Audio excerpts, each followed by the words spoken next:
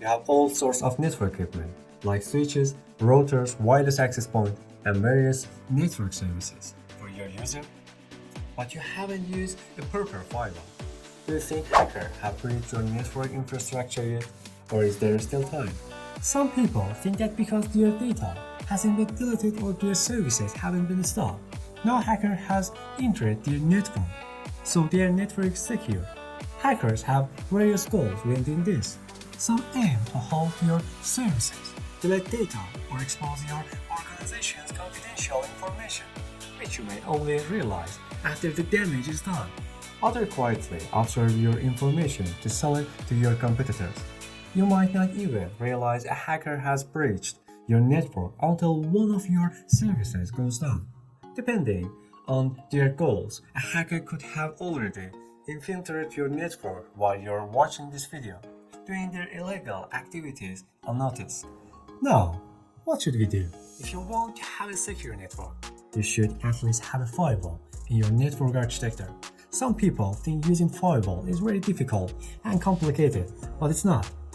You just need to know how to use each security tool and protocol in the right place.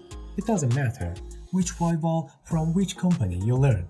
What matters is that you understand the secure concept and protocols whether it's one hardware or software firewall. Grasp the logic of a secure network, and then you can easily learn and configure any other firewall. This is the first session of FortiGate Firewall training. So welcome to the Build Your Secure Castle course. Let's get started to begin. What software do we need? For virtualization, you can use various software like VMware Workstation or Microsoft Hyper-V. In this training, I use VMware Workstation, and for network simulation, I use GNS3. However, you can also use MNG for network simulation. Okay, if you found this video helpful so far, please like it. If you haven't subscribed to my channel yet, be sure to subscribe now for more tutorials. Don't forget to hit the notification bell to stay up to date on future lessons. I'm opening a browser and visiting the VMware.com website to download the VMware Workstation software.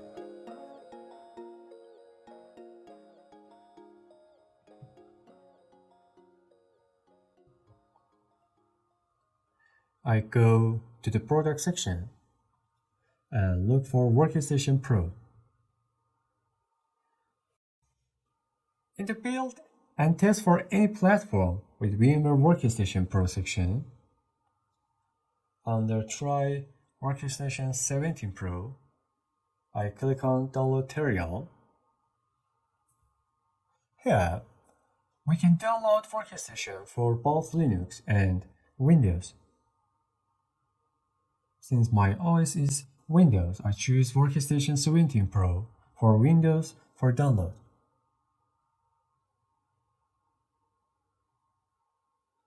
A few moments later. A few minutes later. 3 days later. Finally, the download finished. We go to the download section and double click the downloaded file.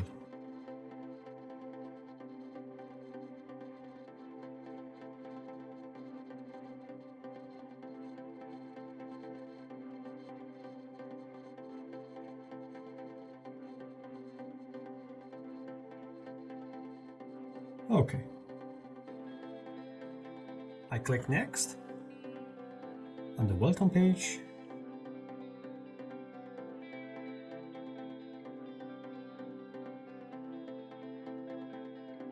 I accept the license terms and click next.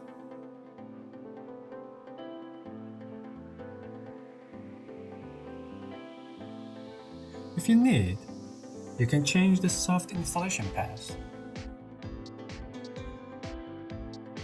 I click next again.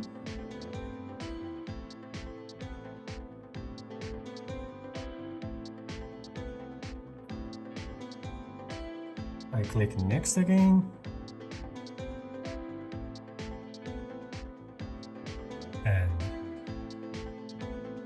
next.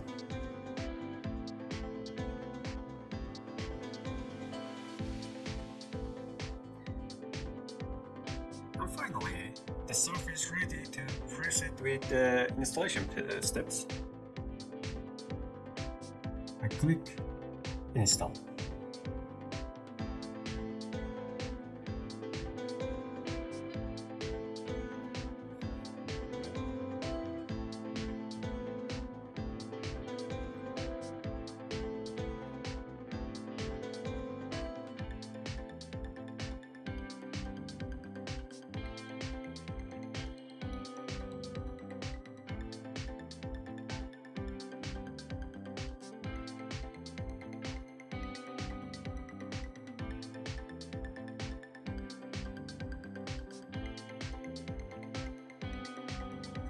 If you purchase the Workstation license, you can enter it at this stage.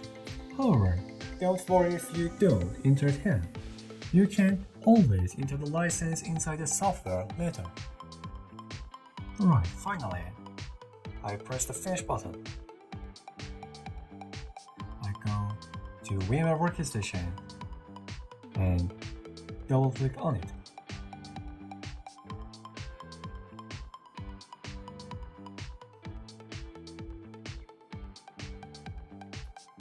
Okay, if I want to give a quick explanation about this software, I can choose create a new virtual machine from the Home tab and start installing the new virtual machine.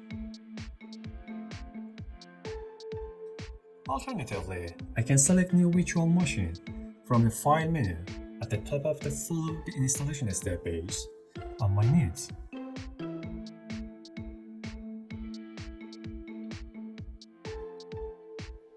If I have file in OVA or OVA format, I can easily open them by selecting Open Virtual Machine from the Home tab or by choosing Open from the File menu at the top of the page.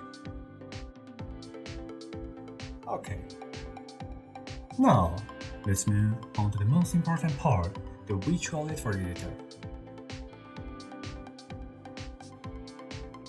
On this page, you see a preview where you can change, delete, or add virtual networks. Select the option, change settings,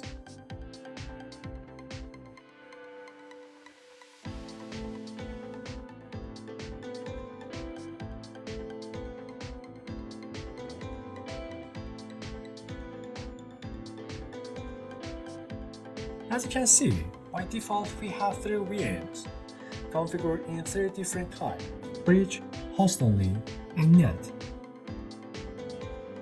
Pay attention here, because having a good grasp of this part is crucial for treating different scenarios. Okay, to fully understand it, what happens I enter network connection on my computer.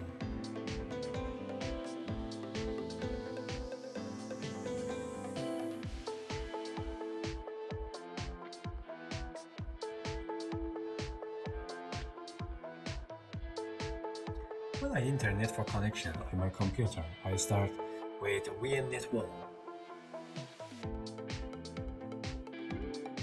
It's interesting. When you create a new VMnet in VMware Workstation, you're essentially creating a virtual switch.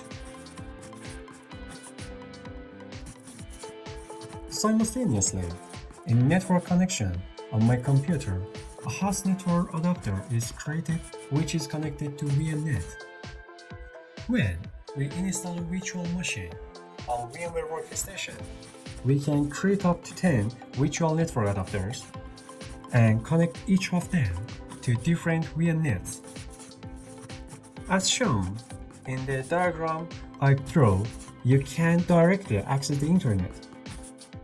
Only in VMnet1 is there a direct connection between the host network adapter and the virtual network adapter, and you have the option to run a DHCP server. In this setup, if we want the virtual machine to have internet access, we can use a simulator like GNS3. We'll be doing this practically in the upcoming sessions of Build Your Own Secure Castle. Alright, now we've reached VMnet 8, where its default type is set to NAT. As you can see, alongside VMnet 8, a host network adapter is created. If I were to draw it for you, VMnet 8 is similar to VMnet 1, with the difference being that virtual machine use a mechanism called NAT for communication with external network or the internet. In this method, the IP addresses of virtual machine are translated to the IP addresses of the host system.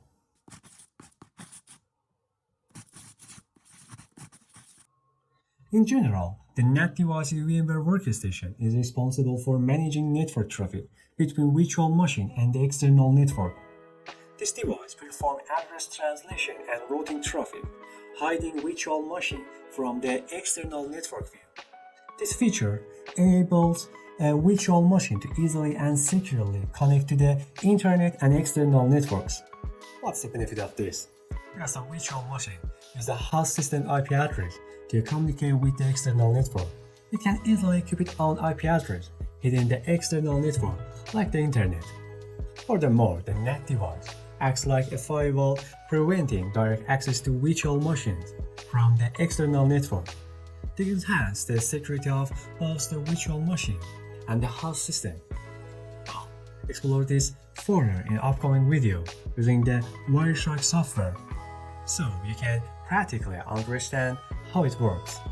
Finally, we have reached VMnet 0, which has a default bridge type. Interestingly, if you recall from earlier for VMnet 1 and VMnet 8 in network connection on my computer, a VMware network adapter was created, but for VMnet 0, no VMware network adapter was created. Okay, could you guess why? Well, it's quite simple. In bridge mode, there's automatically a direct connection with at least one physical interface on my computer. So, if you have a Windows 10 virtual machine and connected interface to VMnet 0, you're essentially connecting it directly to one of your computer physical interfaces. That interface will receive an IP address from the DHCP of your physical network interface. And if that interface has internet access, the virtual machine will also be connected to the internet with an independent IP address and the same IP address range as your physical network interface.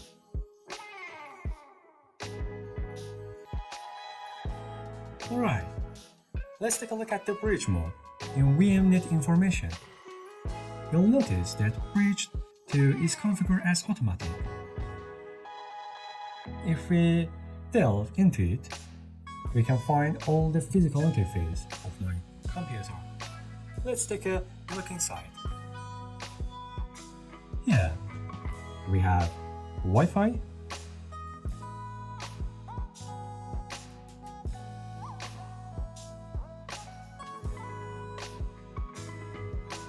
let's move on to the next one, Ethernet 2,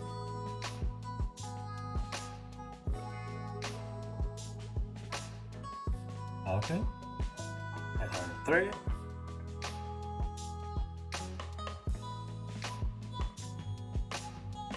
and finally, Ethernet 4.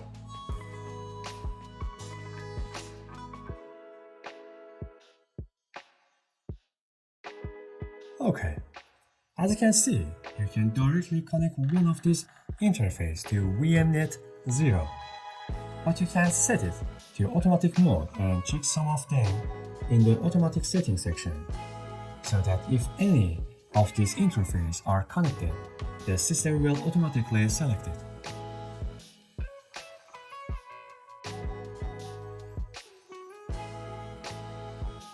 Now, let's create a new VMnet for testing. I press Add Network and then OK.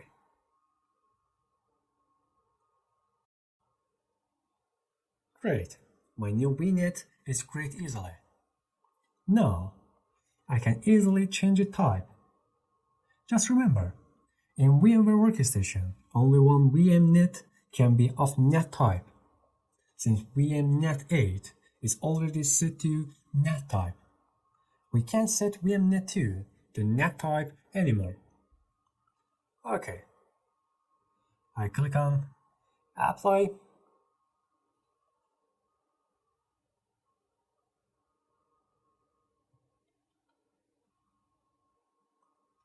Okay. And you'll notice that a new network adapter is created for each VMnet.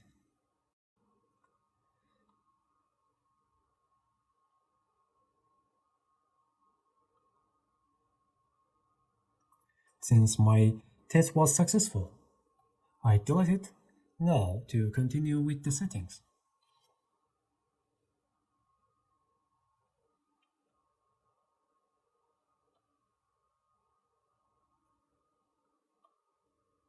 Great! Progress so far. Let's proceed to download GNS3 and then go through the installation steps. I open the browser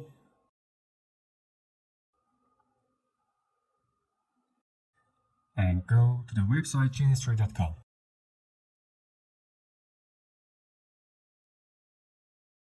I navigate to the software page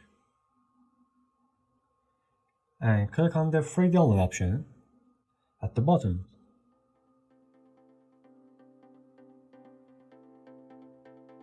As you can see, we have options to download GNS3 for different operating systems. I click on download. Oh, I haven't logged in yet. Alright, I click on login. I enter my username and password. And there we go. Now, I click on download and wait for the download to complete.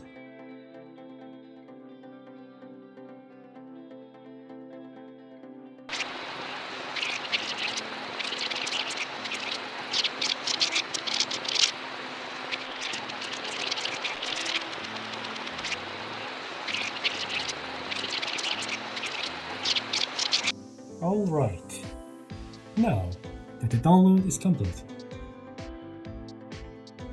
let's proceed with the installation. I'll double click on the GNS3 software executable file.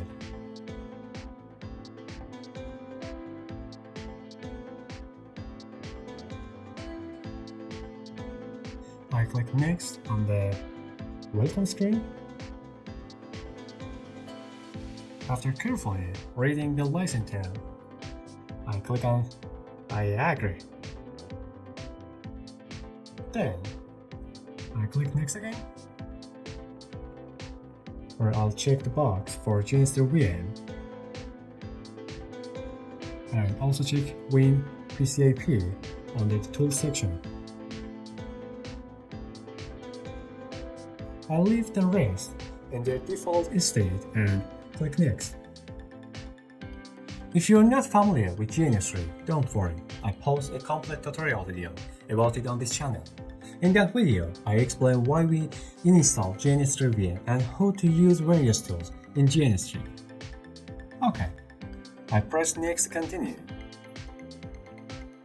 Here, you can change the installation path if needed. I click Next again. Now, it asks which virtual machine software we're using to download GNS3 VM and provide it to us. I choose VMware Workstation and click Install. Now we wait for the installation process to finish.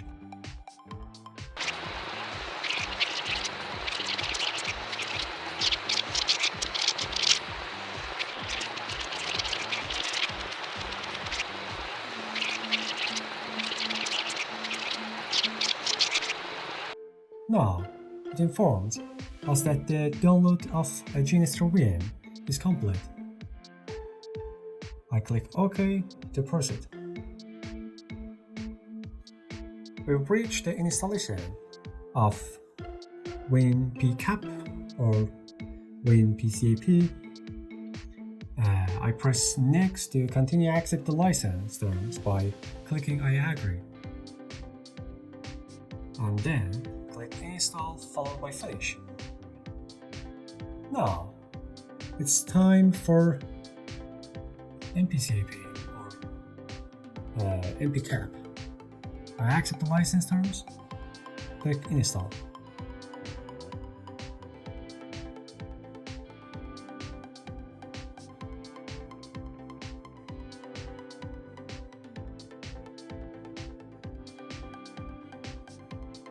And then, next the pursuit followed by Finish.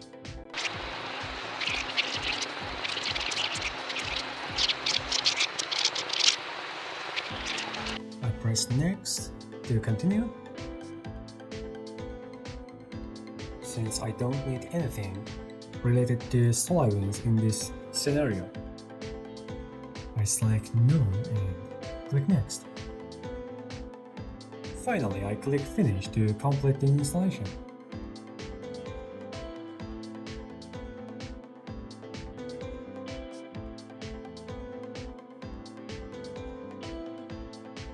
Alright, our GNS3 is installed as local. Let's take a look. I go to Edit and select Preferences. Here you can see that the Enable Local Server option is checked, which means we can use GNS3 without needing GNS3 VM. However, if we want to use GNS3 optimally and have control over CPU and RAM usage of this simulator, it's better to launch this simulator on GNS3 VM. When you go to the GNS3 VM section, you'll notice that the Enable the GNS3 VM option is checked by default. However, since you haven't installed GNS3 VM on VMware Workstation yet, GNS3 is still running locally on your computer. With GNS3 VM, you can control how much CPU and RAM GNS3 can use from your computer. This helps you manage your computer resources better. Let's proceed to install GNS3 VM on VMware Workstation. As you can see, nothing has been installed on VMware Workstation yet. So, we'll run the GNS3 VM that the software download for us. Let's proceed to install GNS3 VM on VMware Workstation.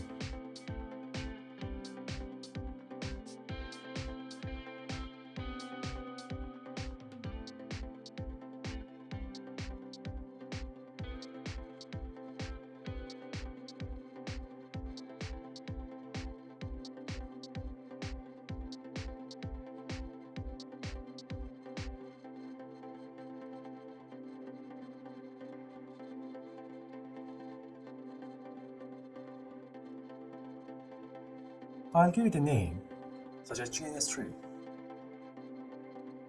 You can change the installation path if you want, but I'll stick with the default path. Then, I click Import.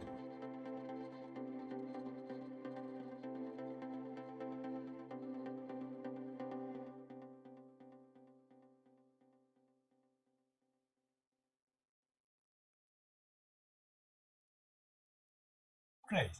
Now, I'll start up the GNS3 VM.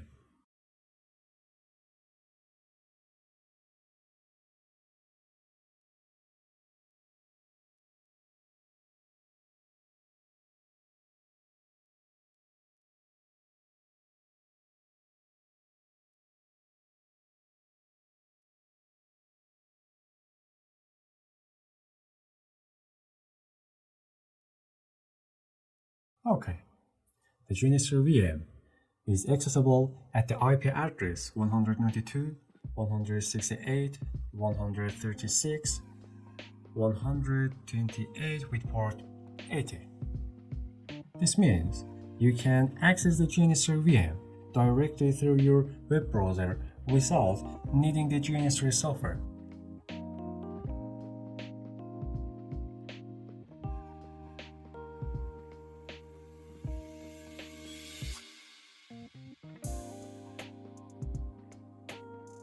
Excellent. Clicking on Go to System Status provides me with information about CPU, disk, and RAM usage.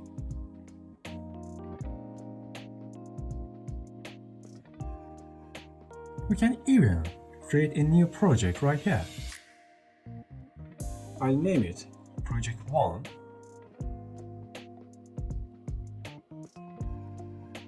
and click on Add Project. Okay. For example, I'll add 2 VPCS devices to the project and connect them.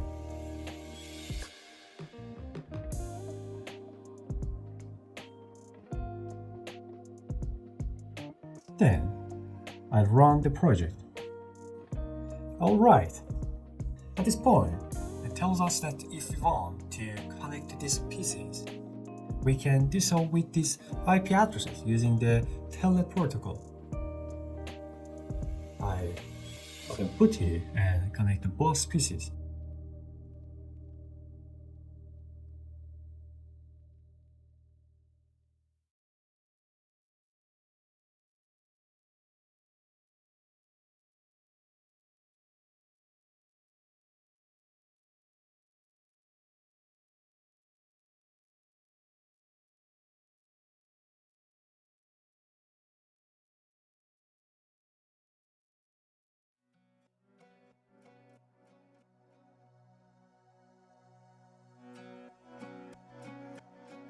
As you can see, we could easily connect to these PCs without needing the GNS3 software. But I want to work with a better graphical environment and more features using the GNS3 simulator. I stop the project and return to GNS3 software. I go to Edit, and like before, select Preferences. Things to note: make sure the option Enable the GNS3 is checked. The virtual machine should be running on VMware Workstation. In this case, if you click Refresh in the VM name section, it retrieves the GNS3 VM from VMware Workstation. Be sure that the port matches the port you saw in GNS3 VM. Finally, click OK. To ensure that the GNS3 software comes up with GNS3 VM, we close everything once and reopen it. Make sure not to manually start GNS3 VM.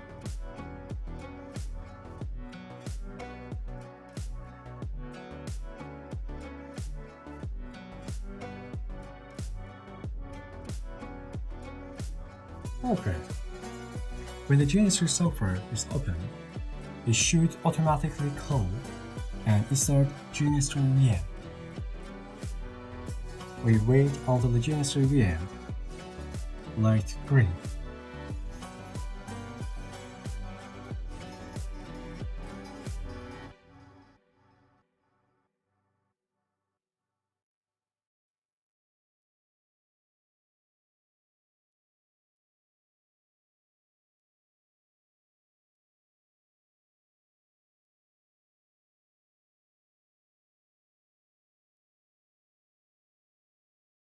Let's start a new project.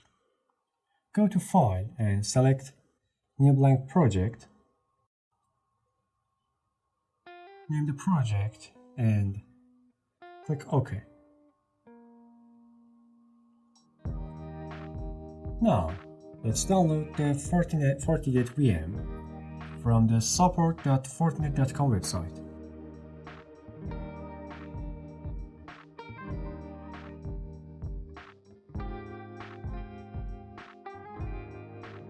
Before we can access the resources on support.fortinet, we need to register.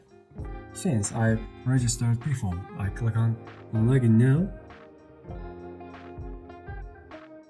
I enter my email address and password. Then plugin. Next, I navigate to the support section and go to the VM image category. In the product section, you can select the VM image from various products from Fortinet.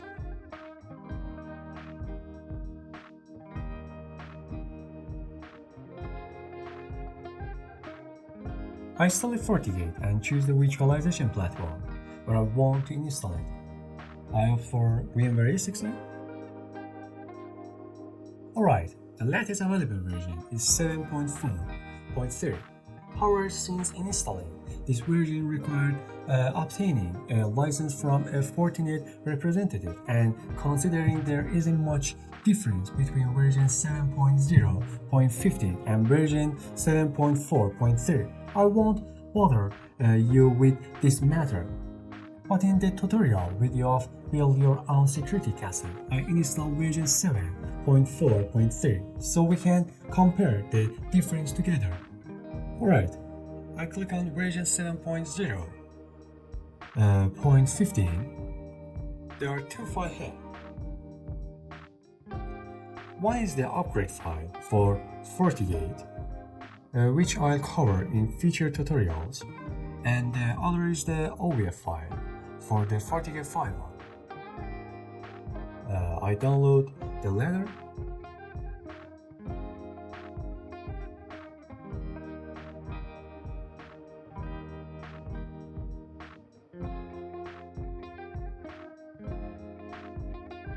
Now, let's run the downloaded file. In the section, there are different files for various versions compatible with VMware ESXi. To choose the correct one, I open the written file, which explains the compatibility of each file with different ESXi versions. Here, it explains which file is better compatible with which ESXi version. Since the version I install is version 17, I execute the FortiFirewall-VM64.ovf file.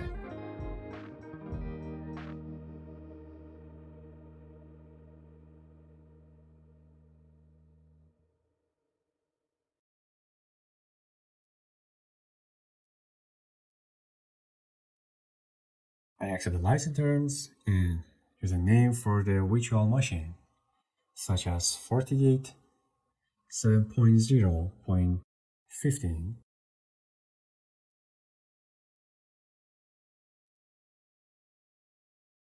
I don't mind the installation path, but you can select a new one if you wish.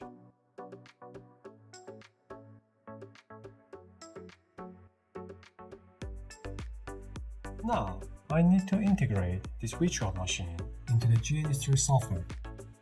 I go back to GNS3, select Edit, then Preferences. I choose VMware and go to Advanced Local Settings. Here, I increase the number of VMnet interfaces and configure them.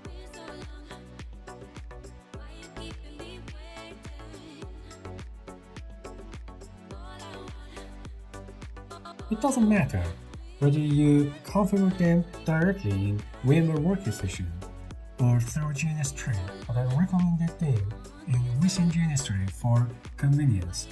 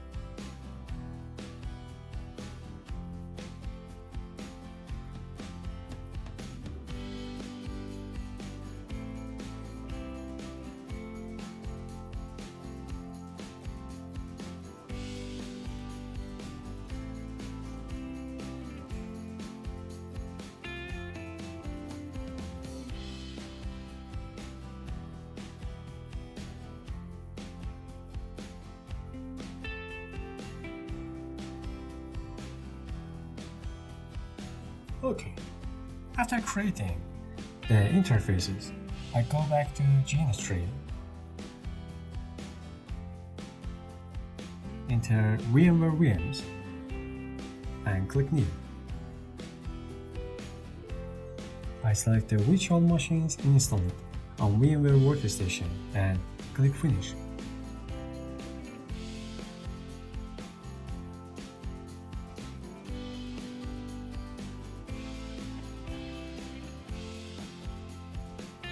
Then I click Edit. Now I want to customize the symbol for FortiGate and display its own symbol. In the custom symbol section, I search for Fortinet.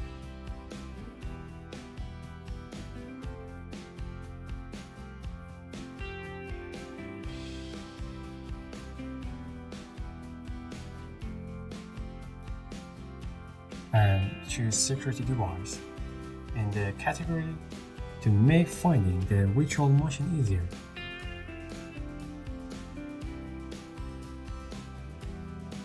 Make sure to select the Telnet protocol in the console type to access FortiGate from GNS3.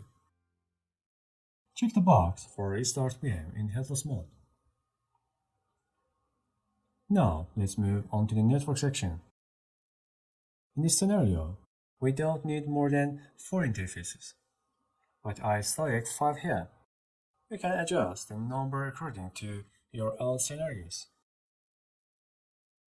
For the name format, we start with Ethernet 0 by default, but to avoid confusion, I started from port 1.